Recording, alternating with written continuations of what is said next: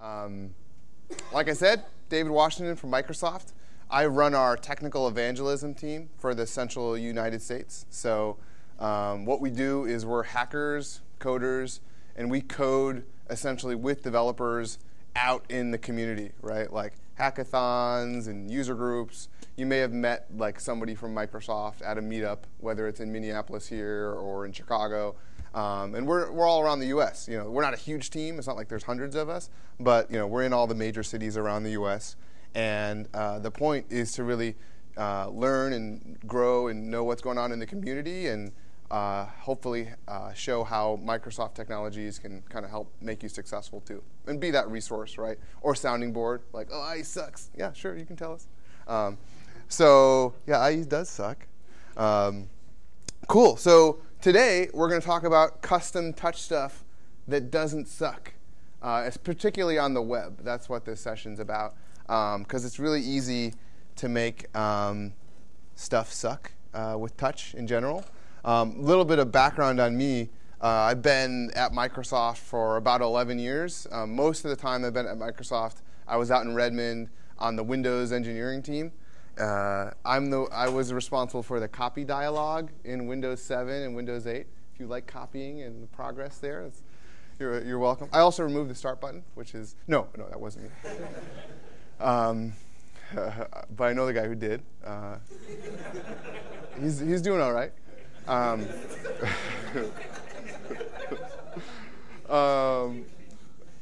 But anyway, yeah, so I worked on File Explorer, File Copy.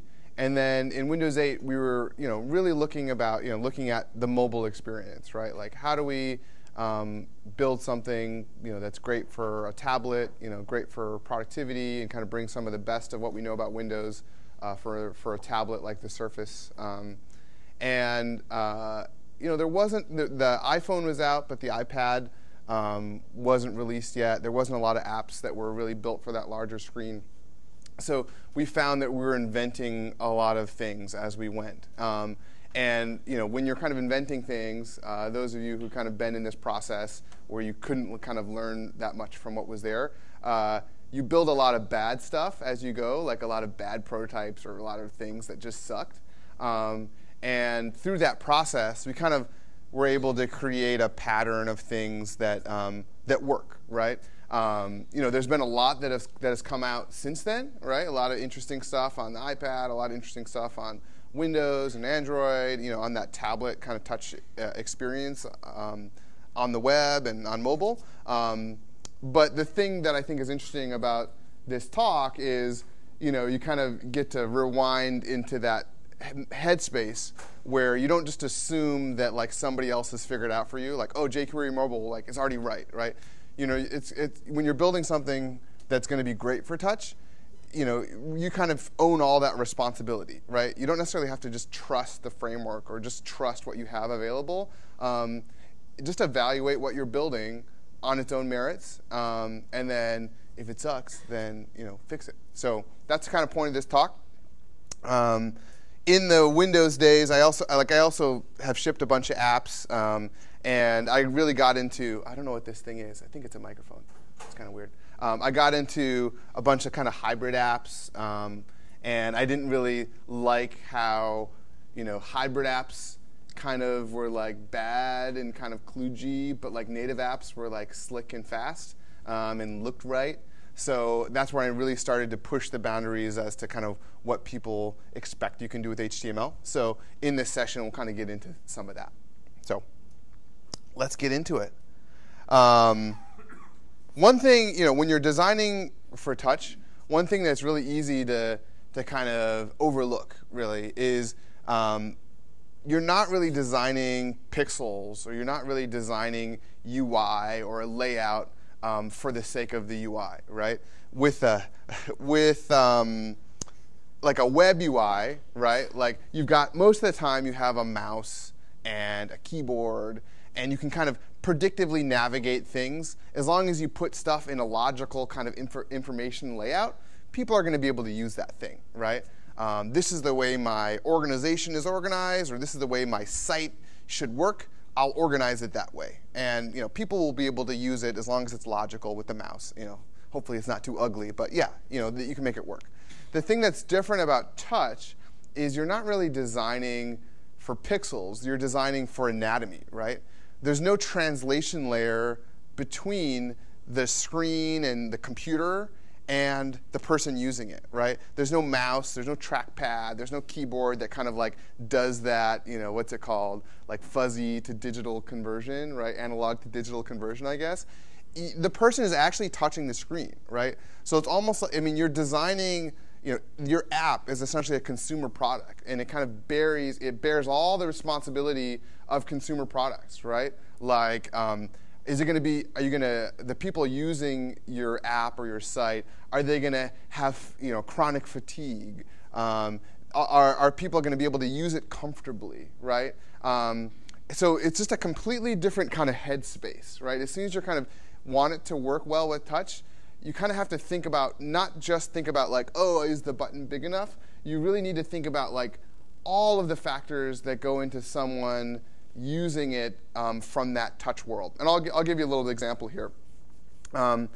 In Windows 8, we were kind of studying, what are some of the comfortable ways that people were using tablets, right? And we just said, hey, here's a tablet, sit down and use it, right? And the reality is, there was no like predominant way. There was no like right way to use a tablet. Like 90% of people, like it was funny. We used to talk about like, oh, everyone's gonna like Star Trek a tablet, like hold it with one hand and like do that. Or like some people were like, oh no, you're just gonna set it down. It sounds kind of stupid, but like at the time it's kind of like, well, how are people gonna use it? And the reality is, there's no right way. You're gonna use it in the way that you are right now. Right, like if you're on the couch and you've got like some Cheetos on your lap, and you're gonna like make sure that you can still eat the Cheetos while you're using the tablet, right? So there's no right way, and you can see with each one of these ways that the person's holding it, there's a different set of factors at play, right? Like you can think about it as like, oh, they're just pointing to different parts in the UI. But in reality, just think about, like going back to the anatomy, think about all the muscles that are in your body and how they react differently as you are in each of these kind of postures, right? So for example, if you're just scrolling, you're kind of using your wrist and part of your hand. But like if for some reason there's something that's really far in the upper left-hand corner and you have to like lift your arm, all of a sudden you're using your shoulder and your like muscles down here and like muscles over here, and like those are just all nuances. Right? It's not necessarily like, oh yeah, people won't notice. Like it's just using their arms. But it's one of the small factors that kind of adds up over time when you're building something. So the difference between something that's like, oh, that just was easy and comfortable, and something that like, oh yeah, that just worked. It was good. So when you're designing. When you're designing something for touch, don't be afraid to ignore what people are doing on screen and just look at their body. Like, how are they, are they comfortable? Are they switching hands or using another hand when we didn't expect them to use another hand? Look at the person using the thing, not just what your UI is. And that's difficult to instrument, with Google Analytics, but it's still, it's essential. One thing that, a form of telemetry that we did here is we knew that there was kind of an advantage. I don't have another tablet here because it's plugged in, but imagine this keyboard is a tablet. But we knew there was an advantage, at least for a small and mid-sized tablet, to holding it with two hands, because you can hold it and stabilize at the same time, and your thumbs kind of can be pointers while you're doing that. Contrary to like what I was calling the Star Trek move, every time that you're touching this way, you have to retarget. And targeting with your big gross muscles, like your shoulder and your elbow, are actually like, those are not good at targeting. Like fingers are good at targeting, right? But like shoulders are not good at targeting. They're good at throwing and punching and all those kind of things we evolved to be good at. Like grasping, like we evolved to do like really minute things, with our fingers that way, right? So when you're holding it in this posture, your thumbs kind of are a natural way to both support and touch things without retargeting. Again, it's not like it's the best and only way to do it, but got stuck on there. But that was one thing that we were looking at. So we wanted to study, hey, like how do we make sure, how do we study how people's thumbs vary even from PC to PC and from person to person. So we got some finger paints out, right? And what we did is we put some blue paint on people's thumbs, and we said, okay, put your thumbs on the paper, and then just kind of rub around where it's comfortable for you to touch the screen, right? And then so here, this person rubbed around and did that. And then we said, okay, here's some red paint. Now rub around where like the maximum extremity for you to reach, right? So for this person, it's like, oh, great. Like this is where their thumb was comfortable, so put your UI there, and then that's the maximum. So try to avoid putting stuff outside of that.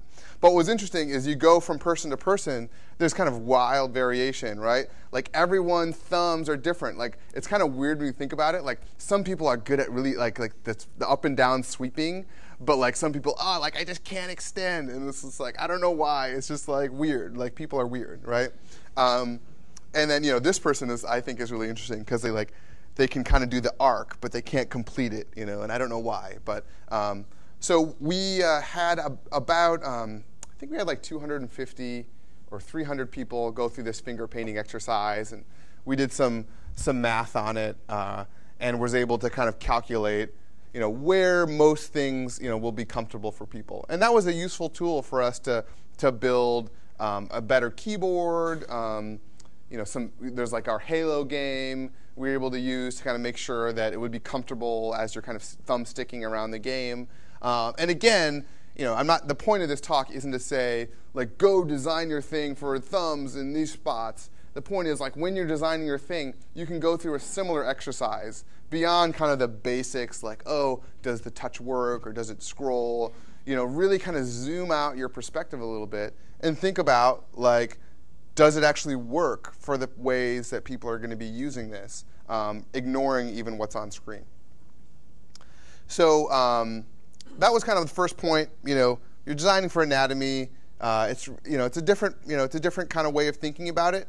And if you kind of just start in with that mind space, you'll already be in a much better place than trying to like make something that's working for mouse or working for keyboard, and then just trying to like bolt on the touch part of it, right? One example here, just to kind of look at that conversion here is, let's say I invented a terrible app, right? Just because I thought it would be good for purposes of example, because no one will argue that this is like a great app or a great website. People will just look at the interaction, which I think is more valuable. And the whole point of it is like it's a text editor app, and the only feature it has is uppercase and lowercase, right? It's like uppercase everything and lowercase everything. Sure. And this is what it looked like as a desktop app, or maybe it had a similar kind of toolbar as a web app. And we kind of want to start to think about how to bring that to mobile, right? To a mobile website. One instinct might be to say, oh, okay, let's make those things bigger, right? Like, oh, we've got that uppercase and lowercase button menu. I used jQuery Mobile, I used Ionic. I just used the bigger menu version of the thing, and now it actually can be touchable, right?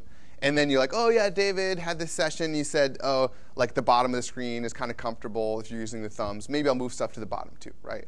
And sure, this will work, but the point here is you can do more, right? And that's what I want to spend most of this talk going into, is really what I like to call, and what this guy Dan Safer is going into, is micro interactions. Does anyone know Dan Safer?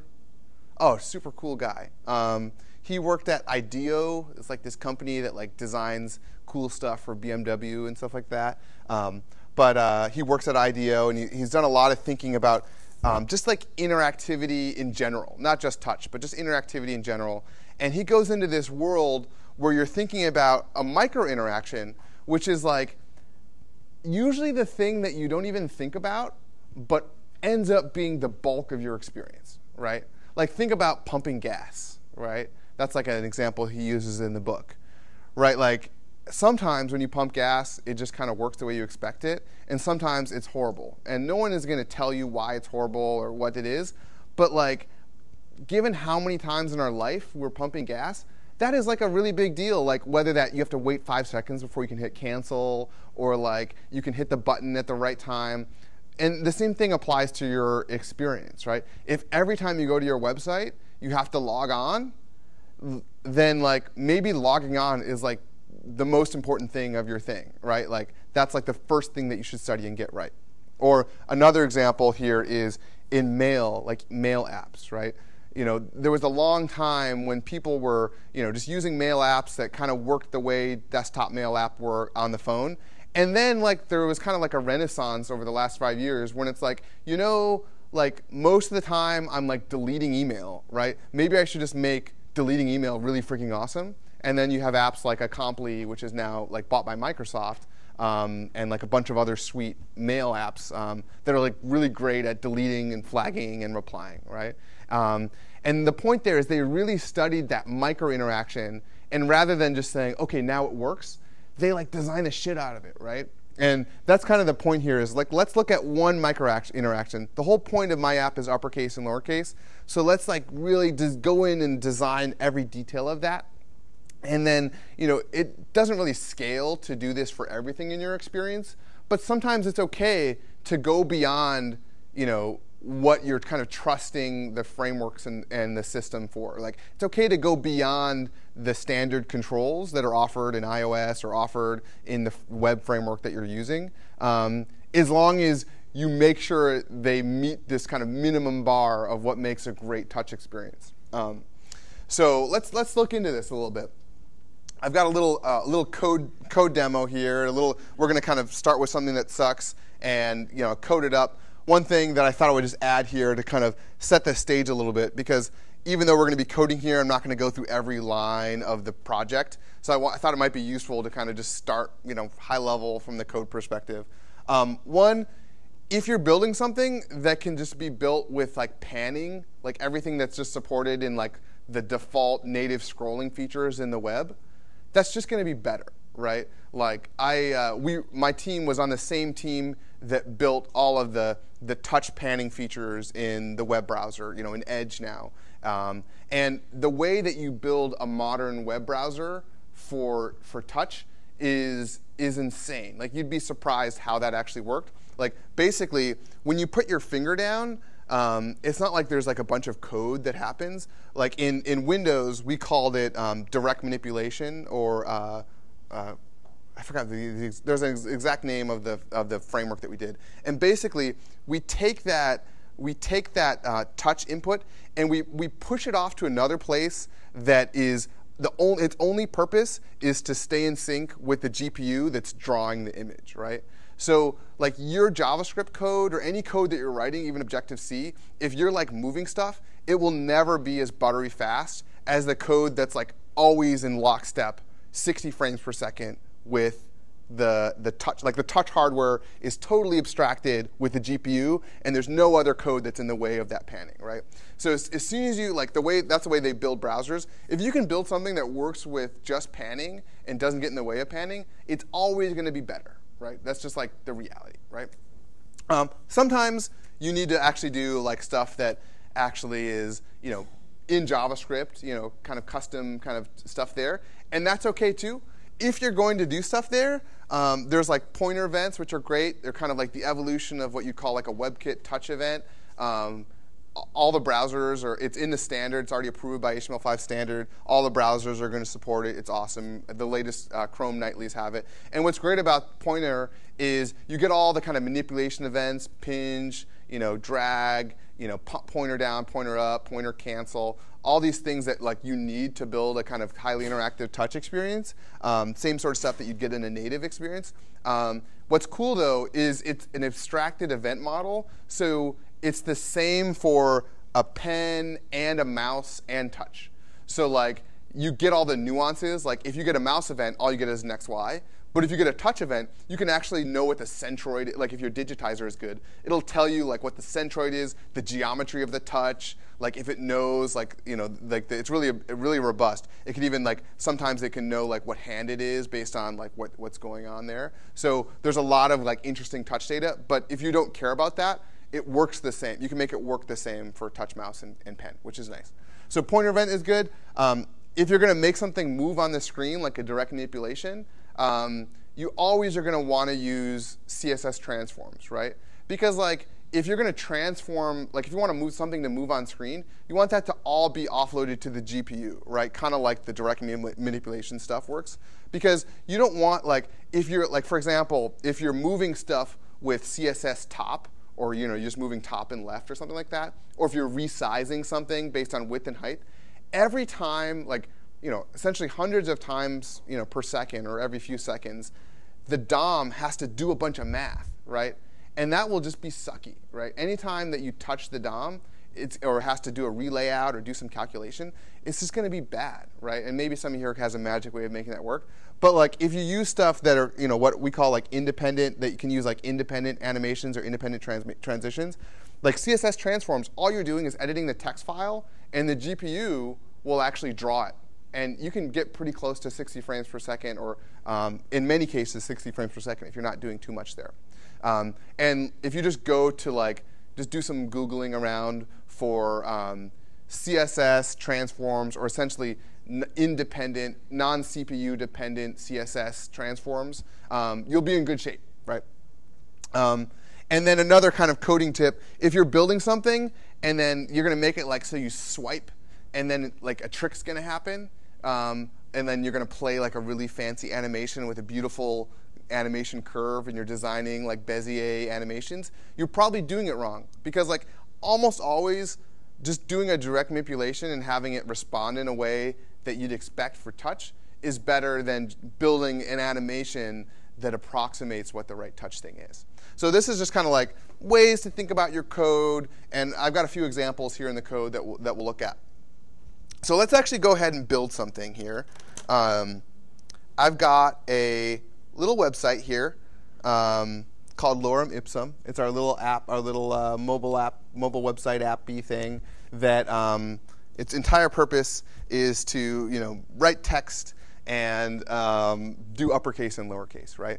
And you're sitting, you know, I'm sure a lot of you have been in a meeting like this. You're sitting with your designer, and your designer says, okay, you know, we really want to make uppercase and lowercase great. So we've done a lot of thinking, and what we're going to do is we're going to make it so you swipe up on the button and it goes uppercase, and you swipe down and it goes lowercase. And you're kind of like, okay, that's, you know, maybe that's cool. Okay, you know, I trust you. I want to, you know, be bought by Microsoft, or be, you know, be the next whatever, I don't know, like Acompli, or be the next whatever awesome, you know, touch app that has cool touch experiences. Let's do that. So you go ahead and you build it. And then I'm just going to swipe on this. Oh, just so you know, these dots on the screen, these are my fingers, right? So, you know, it's not like something happening in my app. This is just how Windows shows you where my fingers are. So, so you've got this button here. You put your finger on it, and then you swipe up. It goes uppercase. You swipe down, and it goes lowercase, right? Or maybe it doesn't. Swipe down, it goes lowercase. Swipe up, uppercase. Swipe down, lowercase, right? Swipe up. OK, it works. Awesome. We're done, right? Ship it. We're rich. So all I know about this is that this sucks, right? Maybe we're not going to make it amazing in the next, I don't know, how long do we have, 15, 20 minutes or 25 minutes? Maybe we're not going to make it amazing, but I hope that we can make it not suck, right? So let's kind of get into the code a little bit and go through some of these examples on how to make something that doesn't suck. The first thing that you can look at, you know, kind of, it goes back to that kind of, you know, designing for anatomy and bigger thinking, is, you know, ask yourself after you build something, is that thing fast and fluid, right? That's kind of the term we use. Or is it buttery? Or is it slick? Or whatever. Like, give yourself just like a high-level question. Like, is it performant? Like, if it's jittering when you're doing the thing, then it sucks, right? Or it's not fast and fluid. If it interferes with scrolling and stuff the rest of the time you're using the app, then it's not good. like just gut check your thing. And, it sounds really kind of not really useful guidance, but like ask yourself, is it actually worth doing, right? Is it actually fast and fluid? Because if you're building something that's custom and cool and it's like not actually slick, it's not worth doing it. You might as well just go back to the basic button thing, right? If you can go all the way, then maybe it's way better, right? But if you're only going halfway, it's not worth it.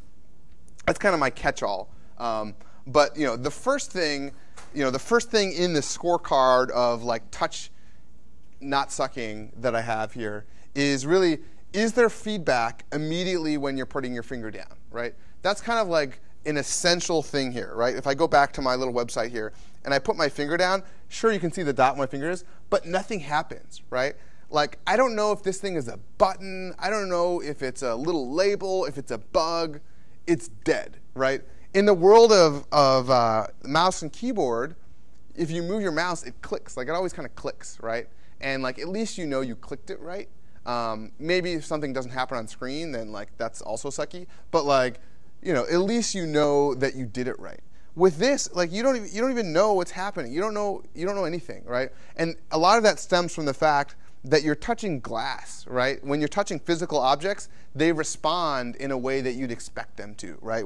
If I were to pick up this, I know a lot about it. Like, it's kind of bumpy and it's smooth on one side, and there's like, you can kind of manipulate it and know what's going on. Everything on the screen is glass, right? So by its nature, it's dead. So you have to fake it, essentially approximate the things that you get from real objects back to the user. And a big part of that is feedback, visual feedback. You can do sounds and haptics too, but like in general, most of the time it's visual feedback. So let's go ahead and go into the code here. It's got a simple little HTML site here. I'm using this app called Visual Studio Code. It's kind of like Sublime. It runs on a Mac, Linux, PC, and it's like a simple text editor with all the like good like text features from Visual Studio if you've used it in your previous life, and now you're on a Mac or something. So I highly recommend it. It's also got a nice little node debugger and GitHub integration. So when you're doing those like horrible Git merges, instead of like deleting the head thing, it actually just works. So yeah, that's what I'm using here. So let's go ahead and actually give it some down feedback here. And just so you know, like I said, I'm not going into all of the code here. I'm using those pointer events. On pointer down, I just add a class to the button, right? And that class is just called on. Like, it's not really that magic here. But on pointer down, on the button, I add a class called on. And then let's actually just go ahead and change the background color. So go ahead and save that. Go back to my site. Refresh it. On down, it's kind of subtle there, especially for you guys way up in the upper left-hand corner.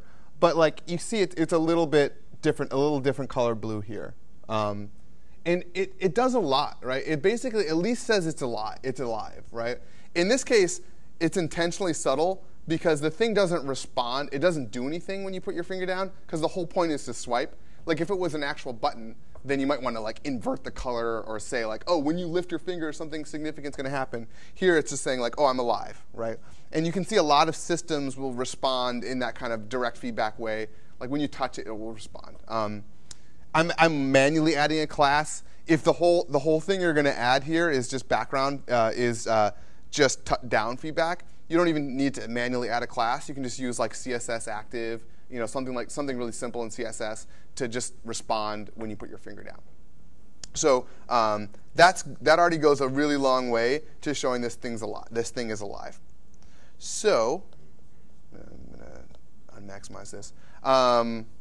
Is there feedback the entire time during the interaction, right?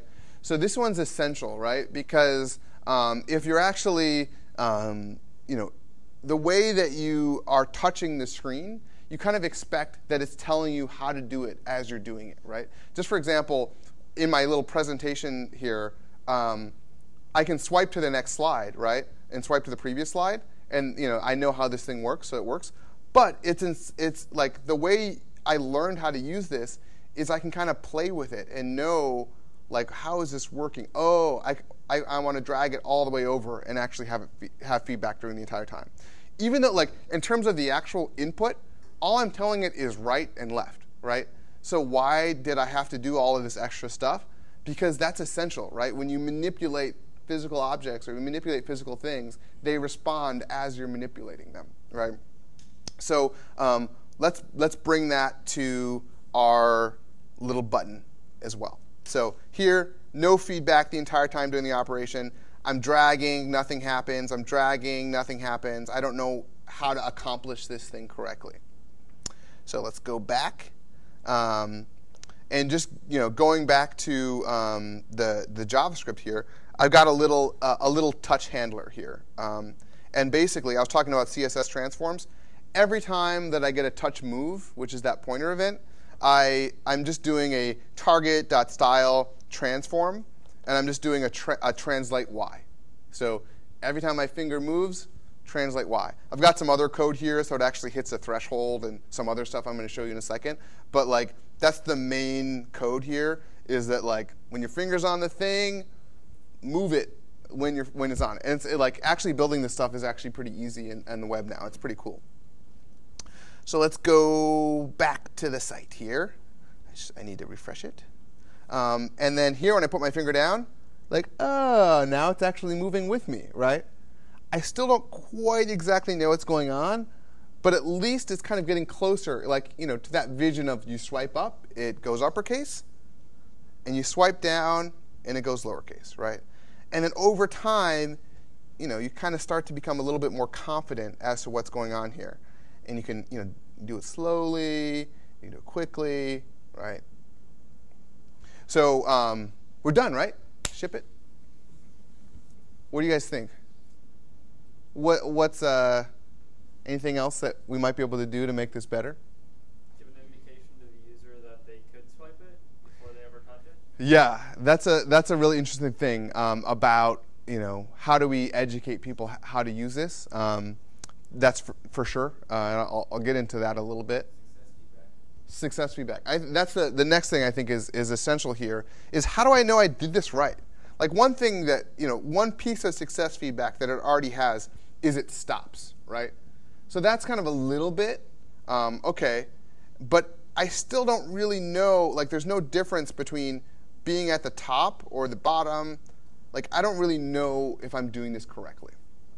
So let's go ahead and add that feedback once you've reached that threshold. So I think in my slide here, oh no, we can skip that one. Is there feedback when you reach the threshold, or essentially, is there feedback if you've done it correctly, right? So let's go ahead and do that. Back to the CSS. I don't know if anyone can see this code. Sorry if it's kind of small, but in that JavaScript code, when I reach that absolute value threshold of 300 pixels, I just add another class called commit. So let's just go ahead. In that class, we just change the background color to green, right?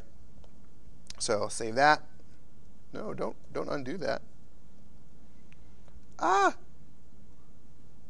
The button to switch monitors is very close to the button to undo. So here we go. I drag this up, and then once I get to that threshold, oh, there's a weird artifact on the screen. I don't see that on mine, but once I get to the threshold, it turns green. Once I get to the bottom threshold, it turns green. So at least it gets me closer to understanding if I did this correctly, right? A little better. At least I know like when to lift my finger. I'm sure you guys probably have a bunch of like brilliant ideas. We're going to become rich off this uppercase, lowercase app together. But like, there's a lot more you can do here for like feedback that you did it right. Like we could morph this AA into like the right letter might be better. There's also some other nuances I don't do here. Like once it's already uppercase, I still don't I don't show any different feedback. I probably should tweak that. I didn't do that in this app, but you kind of get to that sense of showing feedback when you did it correctly and that something's going to happen goes a long way, to actually helping out a little bit here. Okay, so you had that idea of teaching you how to do it. That's a really big one. One thing that I wanted to call out, and I skipped it in my slide there, is it's essential to not really have any timing aspects of the interaction, right? And by that I mean, a lot of times it's easy to kind of come up with a plan that says, okay, you press and hold on the thing, and then it'll do a trick. Or if you swipe slowly, then it will get you a coffee. But if you swipe quickly, it will, launch, the nukes, right? And, just in that example, you can see how that could be problematic, and you're probably not going to design it that way. But there's, there's essentially things that have that assumption built into it. And the reason why that's problematic is no one knows what the timer is that you use besides you, right? And something that seems fast to one person might seem kind of slow for someone else. So the timer that you pick, if you have like a timer for like how fast you swipe or how long you hold, it's always going to be wrong. Because for the person who wants to go fast, it's always going to be too slow for the person who wants the fast thing, right? The person who's just learning, it's always going to be too fast because they may want to hold there for 5 seconds, and that's just a ridiculous amount of time to wait.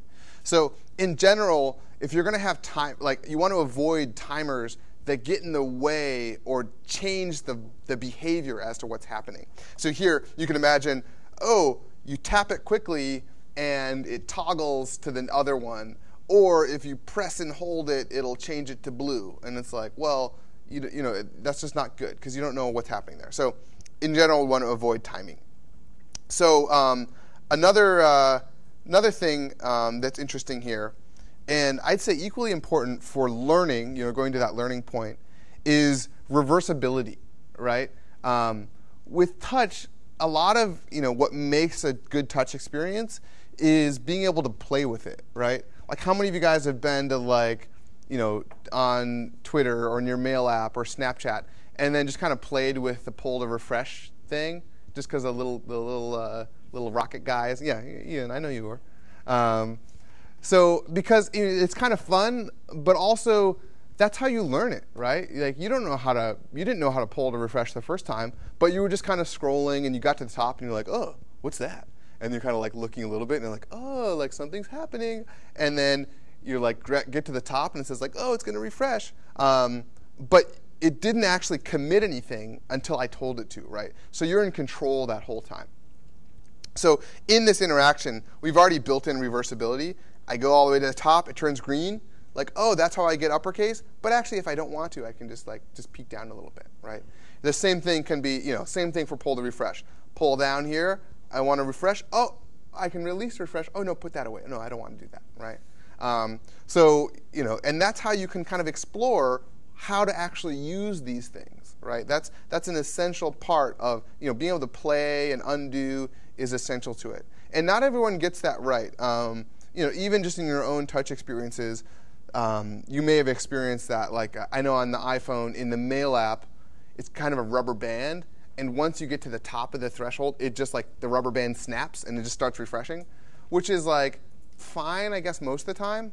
But like, what if you didn't want to refresh because there was like an email right at the top that you were going to do and you just happened to be playing with it, right? So really only committing on lift is an essential kind of part to making it reversible and predictable. And it doesn't make it slower, right? Like some people say like, oh, I want to commit right when you get to the top or right when you get to the bottom because that's faster. You just swipe and it's done, right? But it's, it's just, all you have to do is lift your finger, right? It's just as fast. Swipe up, swipe down, right? Swipe up. I've got some bugs in my thing here, but swipe up and swipe down. It's just as fast, right? So that's something to, to think about, reversibility. So let's talk a little bit more about feedback on commit. We talked about that a little bit. It actually changes to uppercase and lowercase. Let's actually talk a little bit about this concept of learnability, right? Like, what are some ideas that you guys have to actually make this thing, like, it's better. Like, now I can use it, but you kind of still need someone to teach me how to do it. Yeah. Yeah, that's good. That's a great idea. You could have a little paperclip zoom in, and it'd have a pop-up. Exactly. Okay, let's build that. Let's build that. Let's build that. It's actually hilarious. Okay, aside, not part of the talk, but like hilarious. The Windows XP people, they were building dogs and paperclips and stuff, they talked about this concept of personal assistants and agents that like help you be successful. And like it was horrible, but like just look, I've got like Cortana and it's telling me what the weather is, and Siri. Like some people still really believe that like that's how you're going to be using your PC for the bulk of the experience. And I don't know, maybe we'll get there. Those guys were brilliant. They have the patent for Siri. No. But yeah, probably not a paperclip. That being said, raise your hand. I'm not going to shame you too hard. Raise your hand if you've ever created like a UI that says like scroll this way to see the magic trick. Right? Has anyone done that? It's okay. Yeah, we've all done it. And like, it's kind of like a little clippy thing.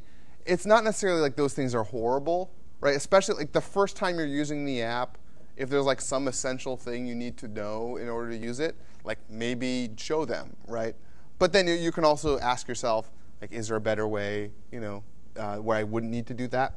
But I think first time is it's totally fine to onboard people into your experience, especially if they plan to spend a lot of time with it. If they're just going there because they're trying to see the weather, if you onboard them and say, oh, click here to see the cities, then you've already lost them, right?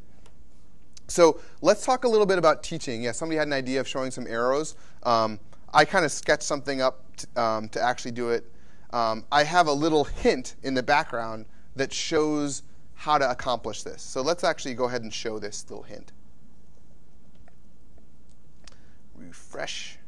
So when you put your finger down, I've got a little thing that pops up here, a little hint, right? And it's not perfect. Like I'll be honest, I didn't spend that much time designing what this thing is, but it kind of at least tells you something, right?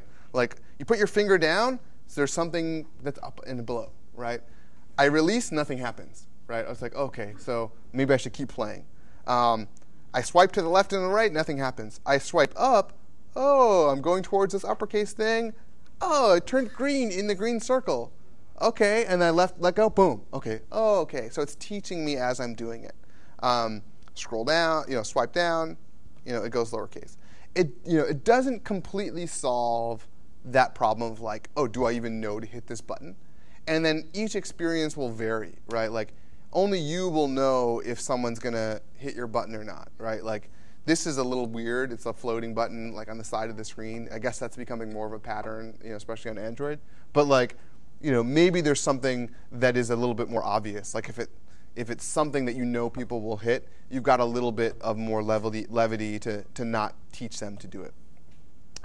But the good news here is as soon as you touch it, something's happening. So you're like, oh, what is that little glitch? And you kind of like you kind of hold it, and then you see like, oh, okay, something's happening, and then it teaches you how to do it, right? So that's good. Does anyone see a downside with what I've got going here? Well, they might release and then try to touch the button above it. Yeah, that's a totally good point. And that might like after we study this and look at our telemetry, we might like just decide that this is a failure, and we might do something else, and that's fine. But that's a great point. Any other? Yeah. What'd you say? Yep. Great point. Great point. Any other ideas? What about like annoying? Does this little pop-up thing that I add, do you think it could kind of get old? Going back to the idea of micro interactions, you kind of want to design that essential thing the first time. Like, oh, we spent a lot of time, a couple of minutes, I guess, designing this thing so I could learn it well the first time. Like, oh, I'm just figuring out how to do this thing. Oh, yeah, sweet. Oh, I get it. Oh, awesome. So good. So I designed it well for the first time. But then what about the 90th time or like the 1,000th time that I do this, right? This thing might get old, right? So there's some approaches to kind of addressing that. And then I'm gonna just break my own rule. Let's add a timer. Yeah, let's add a timer, guys. Yeah, let's add a timer. Awesome. And then I'll explain why that's okay. 400 milliseconds. We'll just delay showing this thing for 400 milliseconds. Oh, don't do that. So does anyone have an idea? What are people's thoughts on that? Is that okay? Is that, So you give them a hint. If they're undecided, don't really know what to do, give them a hint after a little bit. But if they know what to do, Yeah, and that's basically my thinking on it. Like, if it's going to change what's going to happen, like if you get a coffee or launch the nukes, then the timer is going to be wrong, right? If it's still going to be wrong in this case, like it's never going to be just the sweet spot for every person, but at least it doesn't interfere with what's actually happening, right? It's just education. So that's why you kind of get, I think, you get a little bit more flexibility in how you educate people, especially if you're going to optimize for both the first time and the 100th time, right? So let's look at this. I put my finger down, 400 milliseconds, it pops up, right? It doesn't really feel like that long, like especially if it's the first time I'm using this. And then I can still use it. It's great, awesome. Use it, it's great, awesome, right? No big deal. But the 100th time I do this, I'm a master of this, right? I never have to see the thing. Well, that time I was still going slowly. I never have to see the thing. It just swipes, and it just works, right? There's no noise to it, right? So that kind of gets to that. As you're teaching people, yeah, it's great to educate people during the interaction, teach them how to do it as they're doing it, and then do that in a way that doesn't get in the way of every time you do it. It goes back to that micro interaction. Is this useful? A little bit. Cool. So that's our button. Any other ideas? Like, I don't have any more magic code to pull out to make it better. But like, anyone have any other ideas of like, oh, that still sucks, David, or like, oh, we should do something else. Yeah, go ahead.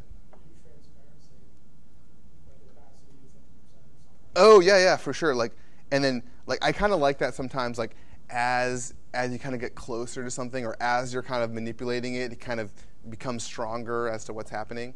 Yeah, that's cool. Yeah. Show the state you're in, since it doesn't make sense to go to the same one. Yeah, absolutely. Great point. Yep. What do you do for the fact that like you're kind of covering it up when you're holding it down? Maybe you don't actually see it change to green because your thumb's in the way. That's true. That is true. It is a challenge. You can make it expand around your finger. Yeah, I think my target here is a little small. Like you can have it smaller on down. It's smaller when you're not touching it, and then make it expand a little bit, like you said, as you're touching it. You'd be surprised. Like people are kind of are a little bit conscious, especially the first time when they're using something, of what's going on underneath their finger, and then having this destination goes a long way to kind of tell you you're doing it correctly. This goes into a little bit more of the mechanics of how you're building it. But putting something on rails, like here, it's on rails up and down. Like even if I move my finger here, it's still on a rail. Putting it on rails is useful because people do put their finger down and then peek. People do that. But yeah, I see what you're saying. It's a good point. Maybe we shouldn't rely on that. Like maybe when you put your finger down, we pop. We say something. We have a little thing. Or in this case, the polar refresh case, as you pull, it's totally away from the interaction, so we have a little bit more flexibility. For different size devices, do you change the size of the target, the landing area, your circle there? Do you change that to match the device size, or do you set it to a physical, half-inch wide or whatever? Yeah, that's a great question.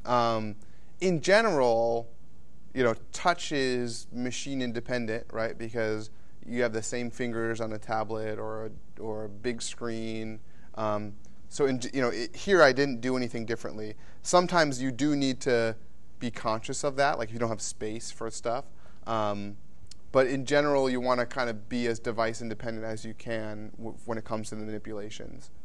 So you use physical dimensions rather than percentage or something? Yeah, physical dimensions, if you can. But I've seen people go overboard on this. Like platforms do a pretty good job, like CSS and iOS. Like they do a pretty good job of giving you device pixels. Like, for example, if you're on an Android, you could go crazy and try to find the right API to get the physical, like so it's always 7 millimeters or something like that. Like you're probably okay if you approximate it with a pixel value, because the platform will do a really good job of making sure that that device-independent pixel is right for you. On the web, too. People do a pretty good job of that, especially the mobile web. A couple other examples here, just because I think it's relevant here. Does anyone know OMG Transit? Do you guys use that? Awesome. Those guys are awesome. I love OMG Transit. I don't know if they're still updating their site. I think they are, yeah. So I'm just going to pull this up because I think it's a good example. Because this site, it's awesome. It's here in Minneapolis. You can use it to find when's the next bus going to arrive right here. Get on it. If there's no bus, you can call an Uber. You can get an hour car or a car to go. It's a really great mobile website, and they wrapped it in Cordova to make a mobile app. So it's awesome. And just something I think it's useful to study here. And I've already given this feedback to them, so I'm not just calling them out. Like they have a nice little hamburger button here that actually swipes in some other stuff here. And whether you like hamburger buttons or not, this isn't a commentary on that. It's just like they have one. And they've got another one over here with some favorites. They've got refresh, right? So they've kind of got some capabilities. What I did in this little my web example here is, well, how can we study some of those things and apply some of the principles that we had in the talk, right? So one, we've got a hamburger button here. You push it, it expands over to lorem ipsum. But in general, this thing is kind of telling me that there's something over there, right? What if I could just put it away, right? Like just scroll over and put it away, right? That's probably better.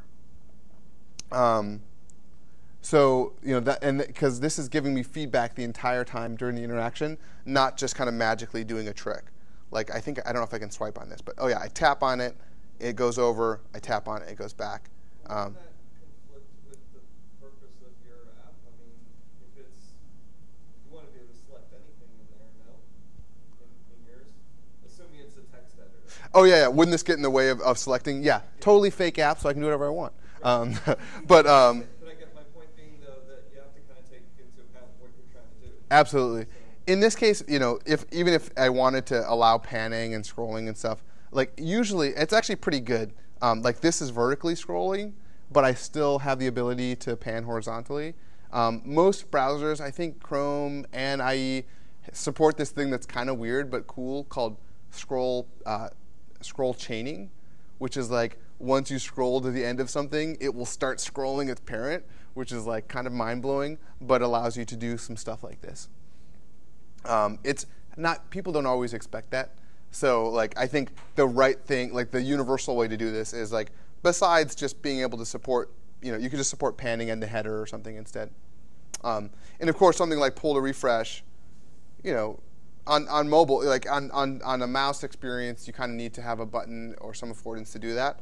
But it is, becoming something that people expect and expect to be able to work. So a couple examples on how to take something that works well is great, but you can really design it for touch and go a lot further. One thing I threw up on my blog, there's of all of the things we just walked through, you can kind of take a little scorecard for what you're building, right? Oh, do I have feedback on down? Yes. Do I have continuous feedback the entire time during the interaction? Yes. Do I have a timer? Oh, I do have a timer. Oh, maybe I should move that. Do I have a feedback when you hit the threshold? Is it reversible? Up feedback, fast and fluid. And then there's a few examples here. Twitter does a good job with their pull to refresh. iOS 7, I was talking about how it's not reversible. Once you hit to the threshold, it explodes. And then starting in iOS 7, they fixed their mail app. Does anyone remember the old mail delete where you swipe it and then a delete button magically appears? That's the example of sucks. And then now it actually is nice. It sticks to your finger and stuff like that. So that's what I had. I'm at Microsoft. Email me anytime. Find me on Twitter. Everything I've showed you here is on my blog. Both the principles and the code is on GitHub. So you can check it out and see what's going on there. Play around with pointers. Pointer events are cool. Pointer with CSS you can do some pretty sweet stuff. And go build some stuff that doesn't suck. Thanks.